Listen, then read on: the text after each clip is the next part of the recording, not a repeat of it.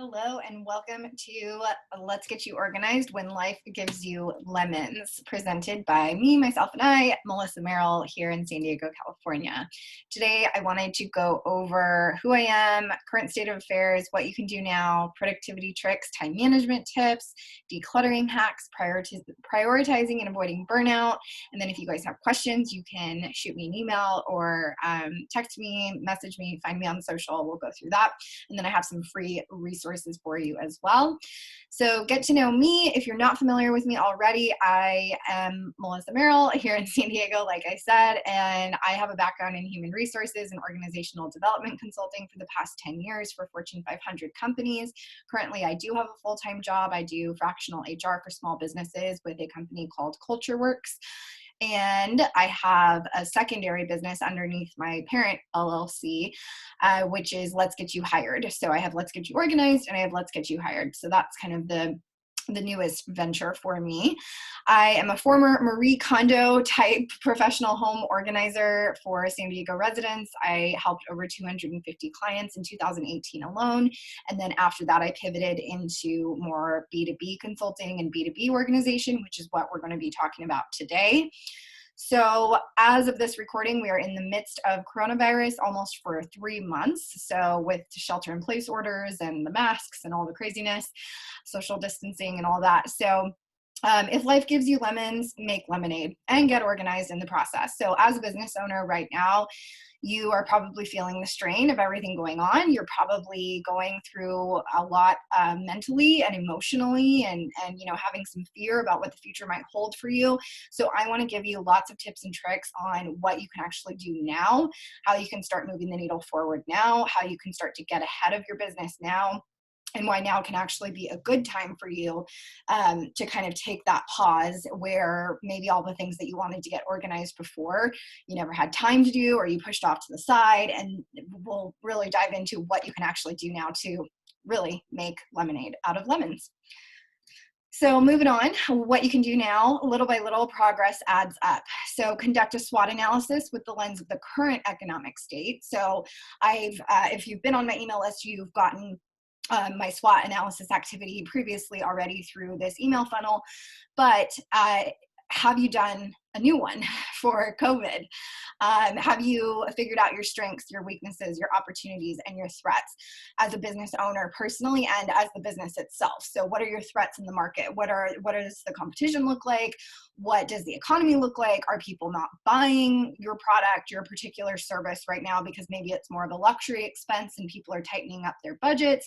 Have you been able to pivot to something that you might have an opportunity for? So not so much focusing on the negative stuff like the threats, but the opportunity side of things. So how could you pivot? There's a lot of terms that are being thrown around right now, the new normal and the brave new world and the unprecedented times and pivot, these are all the words that you're hearing probably quite a bit. But I'm going to say it again, have you figured out how to pivot? So SWOT analysis, keep in mind that strengths and weaknesses are internal. So those are things that you can control, and opportunities and threats are things that you cannot control. So things like the economy and being in a recession and the stock market going crazy and things like that. Conduct an 80-20 rule exercise to see where you can trim the fat. So what are you actually doing in your business that's moving the needle forward? And what are you doing every single day to make sure that little by little that progress does add up?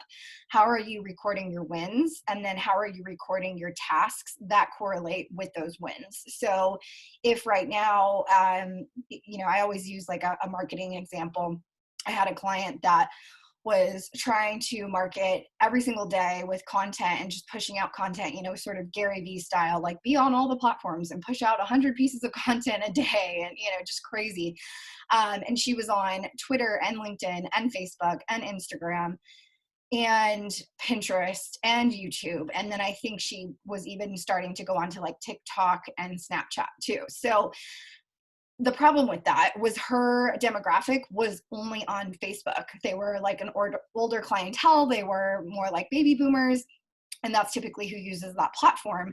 And so there was really no need at all for her to be on TikTok and Snapchat and even Instagram. So keeping that in mind, where are your wins, where are your tasks, and what's actually moving the needle forward versus I'm just trying to blanket the earth with my crap and hope that it works and kind of throw spaghetti at the wall. That's not ever a good tactic.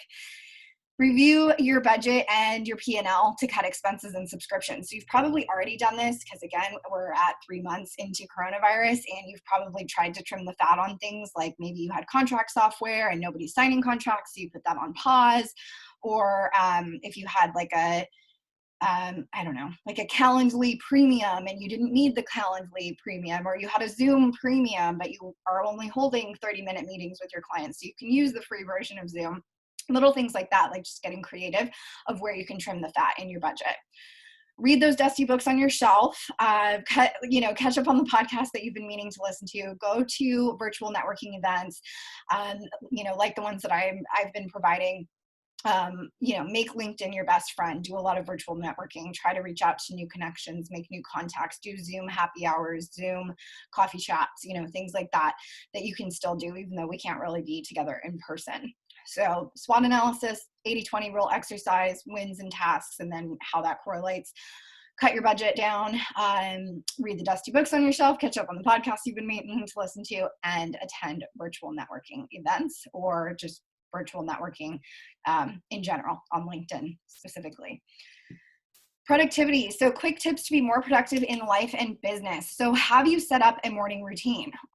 Since coronavirus started, maybe you had a co-working space before where you'd actually leave the house and do your hair and makeup and get out the door and, have the same routine, feed the dog and, do your exercise and do all that stuff in the morning, and have you let that kind of go by the wayside because you're not going to an actual office anymore?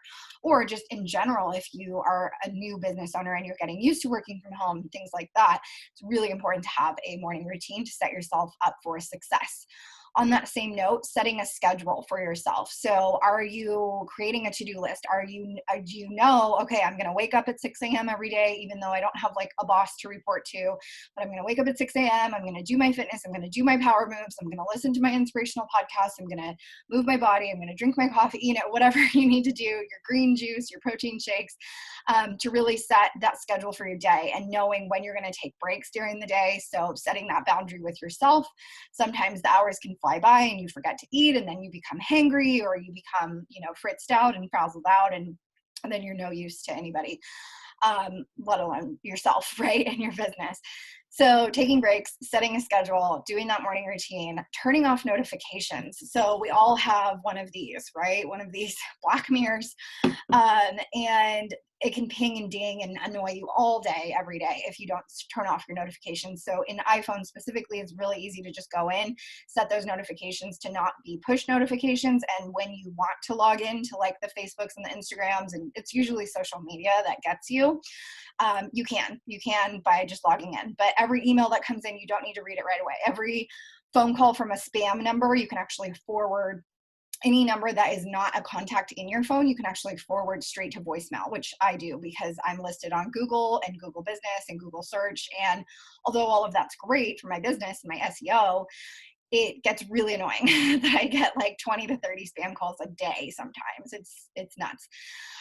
So turn off those notifications. Create ambiance in your space, whether that's candles or incense or music or opening up a window, sitting by a sunny spot, making sure that your chair is ergonomically sound. You're not hunched over on your couch all day trying to work like this. Basically create ambience, whatever that might mean for you. Keep loneliness at bay during this time. So, connect with those friends and family in your break times or after hours, after you're setting those hours for yourself and setting a working schedule for yourself. What does that look like? Are you doing the Zoom happy hours and, trying to go hiking with a friend after work or things like that? Keep loneliness at bay.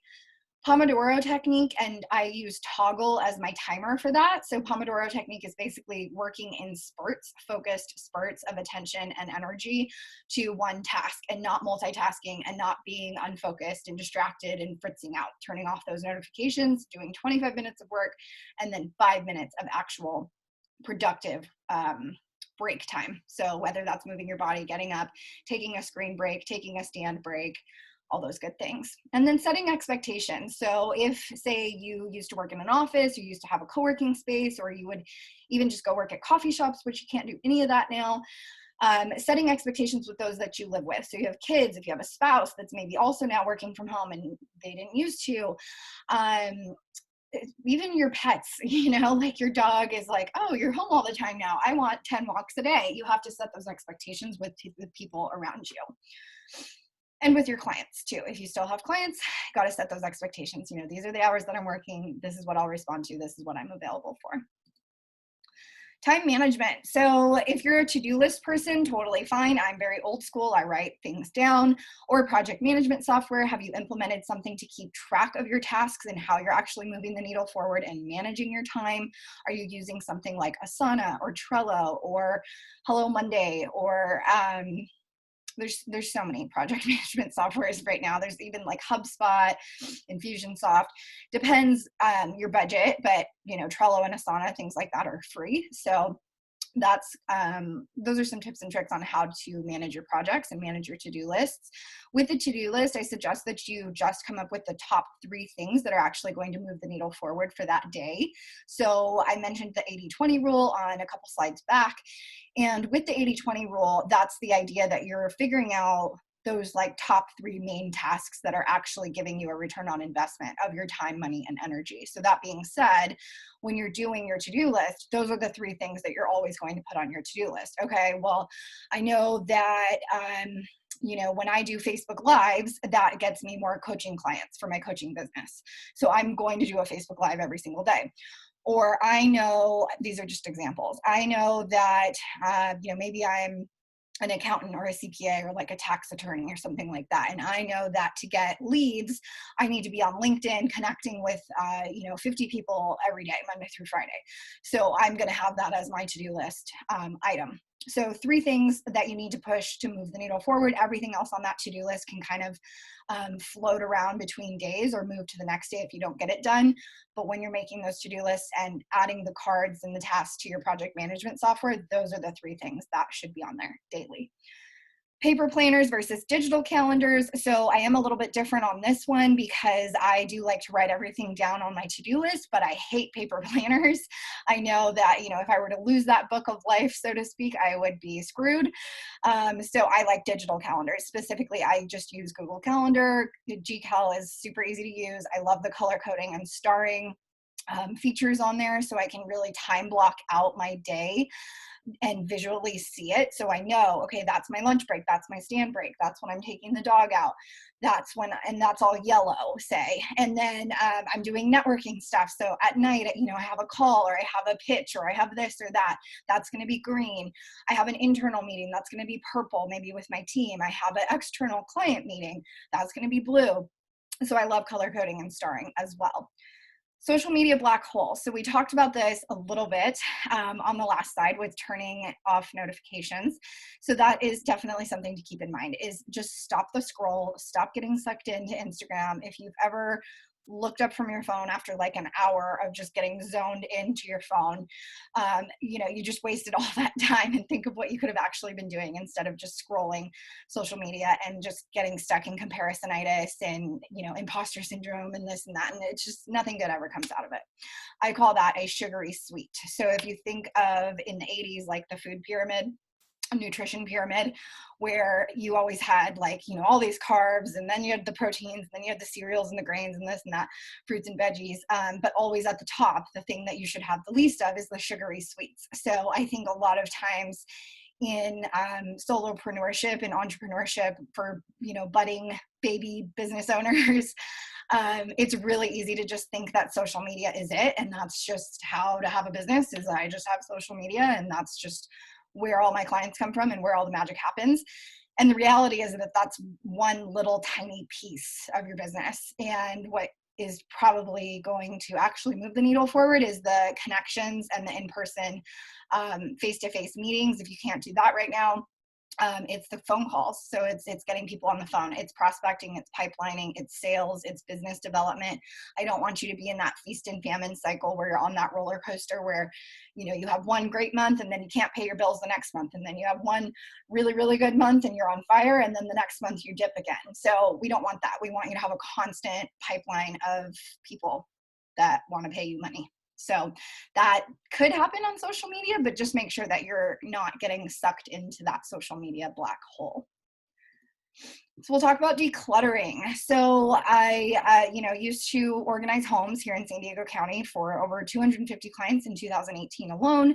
And I mostly worked with really creative people. So these are people that like a messy space. They thrive in a messy space. If there's laundry all over the floor, sometimes they don't even see it because it's just like daily life. It's just part of their, routine.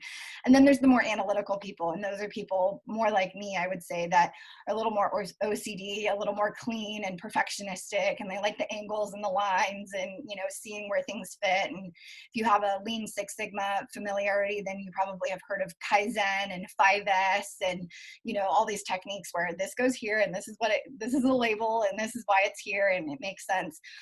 It's all planned out. So know your style. Are you more creative? Are you okay with a mess? Do you like a messy desk, or do you want it to be really clean because you feel like you could be more productive that way? Physical clutter, so getting rid of stuff.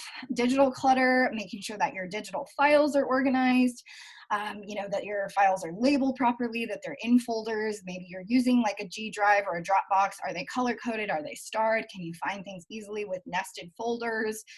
Letting go, so letting go of the physical stuff. We have sentimental clutter of stuff that reminds us of things, or I'm going to keep all these business cards, even though everybody's already in my phone, because I just want to see their cards and I want to know that I connected with them, 2 years ago at some random networking event. Why are you holding on to that stuff? And is it time to let go? Minimalism. So this is a trending topic. Basically, baby boomers came from Great Depressioners, and now we have millennials and we have Gen Zers.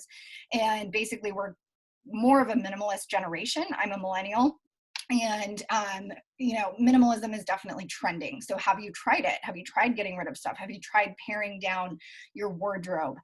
With decision fatigue, our brains are only wired to make a certain number of decisions daily. So are you freaking out your brain and fritzing it out from the very beginning of the day? For example, with capsule wardrobes, if you think of Mark Zuckerberg, you think of Obama, and you think of Steve Jobs, what do they three men have in common? They wore/wear the same thing every day.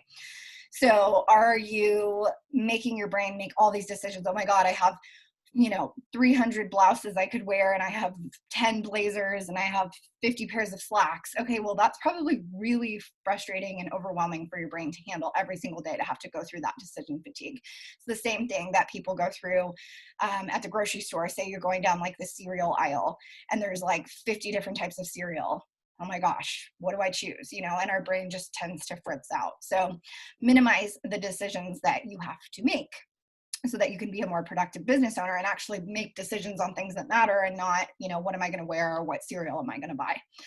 Lifestyle changes. So can you actually make the change? Can you actually make the shift to be more of like a digital nomad that lives out of a backpack, or somebody that is strictly minimalist? I mean, I'm very organized, I'm very clean, but as you can see in the background of me, I do have stuff. It's just not cluttered. It's not a mess. It's not everywhere. There's not like too much of it. I do try to declutter like 20 minutes a day.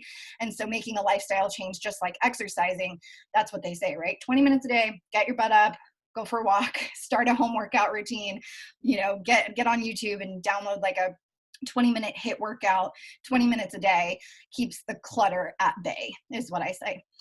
And then stop living in the somedays and what ifs. So are you holding on to stuff that's like, oh, these pants might fit me someday, or what if I get rid of that, but then I need it for a Halloween costume next year, or what if I get rid of that, but my kid ends up wanting it, when she or he is older. Things like that. Stop living in the somedays and what ifs. Live now and get rid of the stuff that doesn't serve you right now in this phase of your life. 5 side effects of burnout. So if you've ever felt overwhelmed, fearful, confused, you've had mood swings, you've been lonely, welcome to being a solopreneur. These are all things that are very normal in this field of work, and you are not alone. But I can teach you how to actually prioritize your life and your business so that you don't get burnt out. That would be slowing down to speed up, the sands of time, smarter is better, and don't lose your keys. So we'll go through these real quick. Slow down to speed up is basically the idea that this is a long game, and if you're not in it for the long game, you're probably screwing yourself. You're going to pivot, you're going to shift, you're going to evolve. I started as a home organizer. I ended up as a B2B small business solopreneur type consultant, which that kind of shifted more into having a VA business. And then that shifted into me becoming a digital course creator. That shifted into me having networking events. So in 2019, I held 8 successful networking events for a group that I started. And I had over 400 attendees at those 8 events. So am I an event planner? No. Am I a home organizer? No. Am I a VA? No. Am I a small business B2B consultant? No. I'm none of those things. And I've moved on now to Let's Get You Hired, which is great because that's the next evolution of all of this, right? So Let's Get You Hired is basically serving entrepreneurs that are finding themselves with a lack of sales, a lack of money. They are probably in debt because they've invested a lot of money of their own savings, personal savings, and life savings sometimes into their businesses. And with coronavirus hitting, I mean, if we're seeing businesses like Hertz and Nordstrom and Barney's and, you know, all these big companies that are either filing for bankruptcy or shutting down lots of stores or going out of business completely. Gold's Gym, Soup Plantation, there's so many. This is just the beginning. Again, we've only been in the throes of coronavirus for about 3 months at this point at the time of this recording. So are you in it for a long game? Are you okay with pivoting? Are you okay with evolving? Are you cutting, you know, what people might think of you? Like, oh, well, I thought she was this, but then she's this, but then what about that? But then she's doing this. Who cares? Like, wherever your path is going to go, that's where it's going to go. And it's fine. And you got to quiet the doubters and just stay in your own lane, focus on your own shit, and just, you know, eyes on the prize, keep going. The sands of time. So I talked a little bit about time management, talked a little bit about the 80-20 rule and how your to-do list should have those 3 top main tasks on your list every day. So this is the idea that if your day is a container, so say my day is this container, and well, actually that's kind of a bad example here. My day is this cup, right? And if I take this cup and I throw a bunch of sand in it, to the point where it's at the brim, is that cup full? Well, yeah, I can't really stick anything else in there because I filled it up with sand. Sand is going to be the activities that aren't really moving the needle forward in your business. All the fluffy crap, all the sugary sweets, all the stuff that you're doing to fill your day that's not even really moving the needle forward. It's not doing anything. You're just doing busy work. You're staying busy so that you kind of feel productive. Your ego thinks that you're working on stuff and I'm such a, you know, boss business babe or this or that. I hate all those terms. And you're not. You're literally fooling yourself. So what are you putting in your cup at the very beginning of the day, which I call rocks? So you have 3 big rocks. Whatever those 3 big main needle movers are going to go in here first. Then the sand can actually trickle in all around it. So hopefully that makes sense. But that's the sands of time. So what are you filling your day with every day? From the beginning of the day, you start with an empty cup every day. What are you going to fill today with? Smarter is better. So have you heard of SMART goals? Probably specific, measurable, attainable, relevant, and timely. And the ER is my favorite. So that's evaluate and readjust. So say that you set your Q1, Q2 goals. We're in the middle of Q2 right now and stuff is crazy. Like people that set their Q2 goals back earlier in the year probably had no idea that coronavirus was going to happen. They had no idea how it was going to affect their business, the market, the economy, the fact that we're in a recession now, no idea. So how are you evaluating and readjusting along the way? If something shifted, if you pivoted, if you evolved something, if you shut down a course you created or you closed a program you made, how are you shifting that and evaluating and readjusting? Smarter is better. Don't lose your keys. So KPIs are something that a lot of companies use in their more corporate type environments. So key performance indicators. what are those for your business? Is it your amount of people that visit your website every day? Is it the amount of people that search your business on Google? Is it the amount of Yelp reviews that you get left every single week? Is it your monthly growth on Instagram followers? Like, what are the KPIs? And I can help you define that if you want to jump on a quick call. I'm happy to do that with you just in 15 minutes. Hey, who are you? What's your business?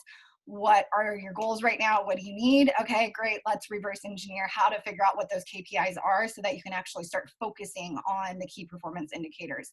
So don't lose your keys. If you think of your business as a vehicle that needs gas to survive and needs keys to run, you can't lose the keys to the car unless you're not going to be able to drive the car. So make sure that you don't lose your keys. So thank you so much for attending this today. You can go ahead and add me on LinkedIn. I'm most active there right now, just obviously with the work that I'm doing with Let's Get You Hired. You can check out my website, letsgetyouorganized.biz, and you can send me an email, hello@letsgetyouorganized.biz.